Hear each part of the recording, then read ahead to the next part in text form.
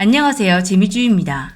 평범한 우리의 이웃이라는 가면을 쓰고 우리 곁에 살아가고 있는 난파 간첩들. 어떤 사람들은 21세기에 간첩이 어디 있어? 라고 하지만 지난해에도 제주도에서 간첩이 검거되었습니다. 그들은 여전히 우리 곁에 존재하고 있는데요. 남한에 파견되고 있는 간첩들은 짧게는 수년, 길게는 10여 년 동안 아주 혹독한 훈련을 거쳐서 오게 됩니다. 그런데 이런 철저한 훈련이 무색할 정도로 정말 어이없는 실수로 덜미를 잡히는 불운한 간첩들이 있다고 하는데요. 오늘은 우리에게 행운을 가져다준 불운한 간첩 탑3를 알아보겠습니다. 탑3. 잘못된 선택으로 수십 년을 날린 천재 간첩.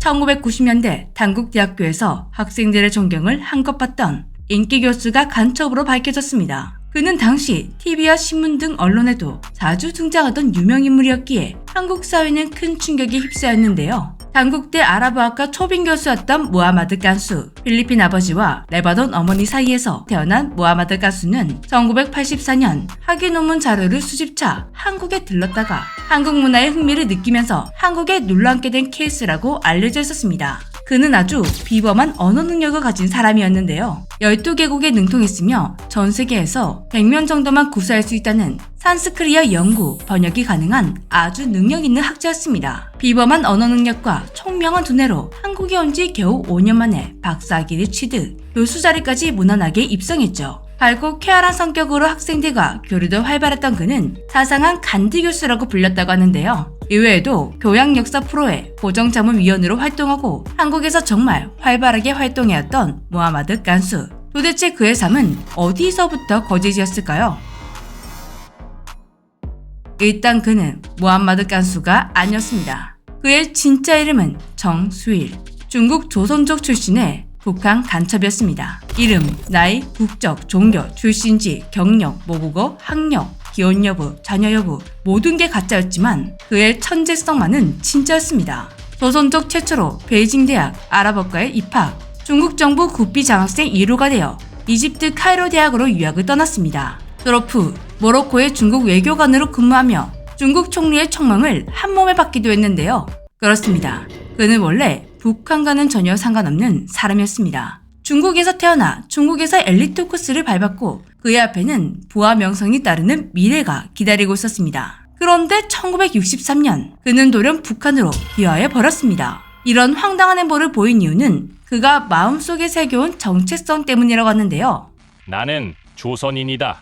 부모님의 영향으로 자신은 중국인이 아닌 조선인이다 라는 정체성을 가졌던 정수일. 조국 통일에 헌신하겠다며 북한으로 간 것입니다. 중국에서도 뜯어말렸지만 그는 고집을 꺾지 않았다고 합니다. 그런데 북한에서의 삶은 그의 예상과 달랐습니다. 평양 외국어 대학에서 교수로 재직하며 학생들을 가르칠 수 있었지만 북한에서는 매주 하루 이틀씩 막노동을 강요했고 강의 외에도 글을 써먹을 수 있는 곳이라면 도구처럼 사용해 먹었습니다. 그는 이어지는 혹사에 건강을 잃기도 했는데요. 하지만 북한 당국은 그의 사정을 전혀 신경 쓰지 않고 그를 어떻게 하면 더 잘 써먹을 수 있을까 고민을 하다가 간첩으로 이용해 먹기로 했습니다.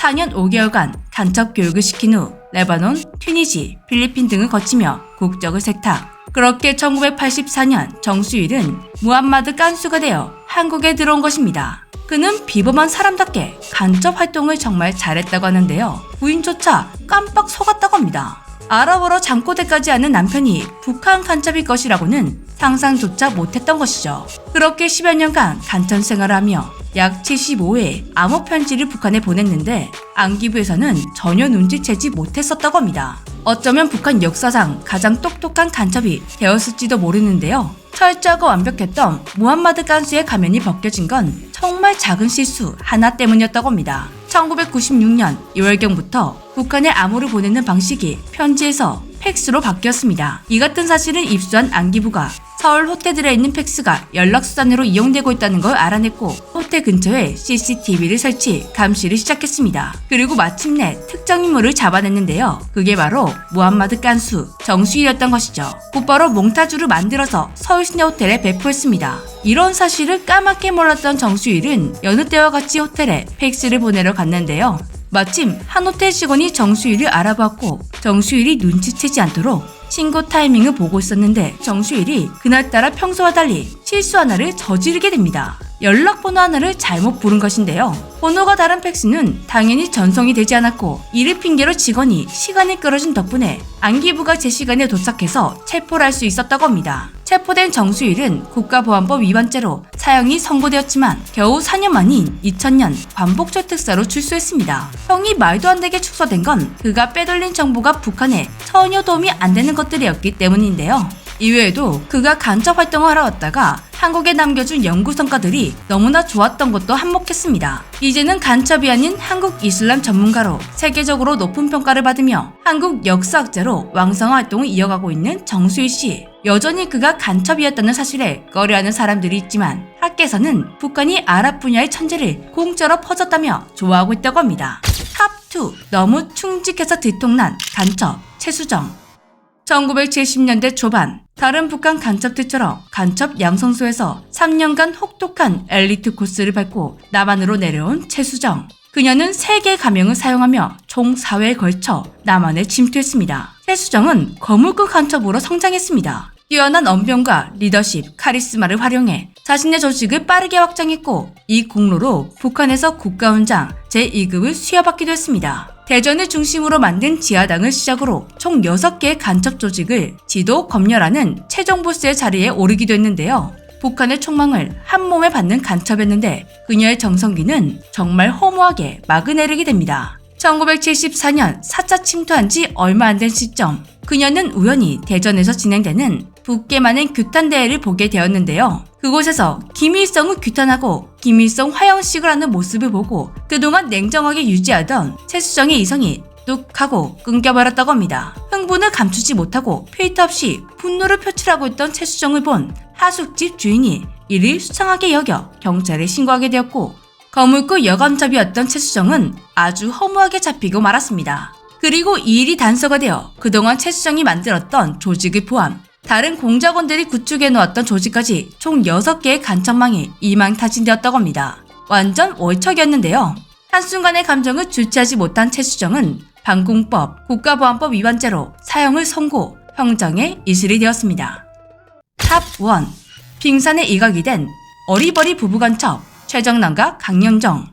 세세대 엘리트 공작원이었던 최정남과 강연정 부부. 이들은 각각 10년 이상씩 공작원 교육을 받았고 한국 드라마와 예능으로 표준어 학습까지 철저한 훈련을 수료했습니다. 4차례에 걸쳐 중국 현지 적응 훈련까지 완료한 정말 최정의 공작원이었는데요. 1997년 두 정의 공작원 부부는 막중한 업무를 부여받고 남한에 침투했습니다. 그러나 겨우 3달 만에 이들은 붙잡히고 말았습니다. 현장에 투입된 그들은 10년간의 훈련이 무색할 정도로 굉장히 어설픈 간첩이었다고 합니다. 버스에서 요금을 내고 잔돈을 받는 법을 몰라 오두커니 서 있기도 하고 생리대와 기저귀를 구분하지 못해 생리대를 사러 갔다가 기저귀를 사오기도 했죠. 그리고 설마도 서툴렀다고 합니다. 식당 아줌마에게 말을 걸었다가 젊은 사람 말투가 왜 그래? 라고 면박을 받기도 했는데요. 그래도 아슬아슬 위기를 넘기며 버티고 있었는데 정말 황당한 오해 때문에 그들은 붙잡히게 되었습니다. 이들은 NL계열 운동권인 울산연합에 정대현을 북한에 포섭하라는 명을 받았습니다. 그래서 정대현을 포섭하러 갔는데